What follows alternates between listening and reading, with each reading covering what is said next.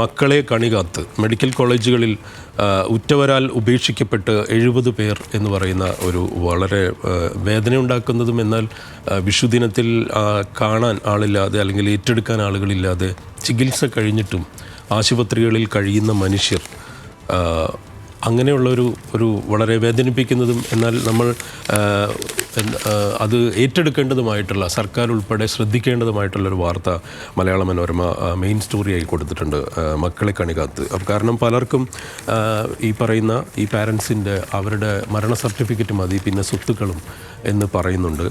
ഇതാണ് ഇന്നത്തെ മനോരമയിലെ ഒരു പ്രധാനപ്പെട്ട വാർത്ത. ഒപ്പം തന്നെ കുടിശ്ശികയുടെ പേരിൽ KSEBയുടെ അനുമതി നിഷേധം എന്ന് പറഞ്ഞ് സോളാർ വിലക്ക് വിരട്ടി സർക്കാർ എന്ന് പറഞ്ഞുള്ള ഒരു പ്രധാനപ്പെട്ട വാർത്ത കൊടുത്തിരിക്കുന്നു. സർക്കാർ ഓഫീസുകളിലെ പ്ലാന്റുകൾക്കുടൻ അനുമതി നൽകാൻ KSEBയോട് ചീഫ് സെക്രട്ടറി ആവശ്യപ്പെട്ടിരിക്കുന്നു എന്നുള്ള വാർത്തയുണ്ട്. ഒപ്പം നമുക്കറിയാവുന്നതുപോലെ ഇന്നലത്തെ ഒരു പ്രത്യേകത ഓശാന ഞായറിൻ്റെ പ്രത്യേകത ഉണ്ടായിരുന്നു. അപ്പോൾ മാർപ്പാപ്പയുടെ ആശംസകൾ അതിനകത്ത് ആ വാർത്ത പ്രാധാന്യത്തിൽ കൊടുത്തിരിക്കുന്നു. ഡൽഹിയിൽ കുരിശിൻ്റെ വഴി വിലക്കിയതിനെക്കുറിച്ച് വളരെ വിചിത്രമായ അല്ലെങ്കിൽ വീണ്ടും പലതരത്തിലുള്ള പ്രശ്നങ്ങൾ ഉത്തരേന്ത്യയിൽ നടക്കുന്നു. ക്രൈസ്തവ വിഭാഗങ്ങൾക്കെതിരെയുള്ള അത്തരം ആശങ്കകൾക്കിടെ ഡൽഹിയിലെ കുരിശിൻ്റെ വഴിക്ക് അനുമതി നിഷേധിച്ച വാർത്ത അവർ ഒന്നാം പേജിൽ നൽകിയിട്ടുണ്ട്.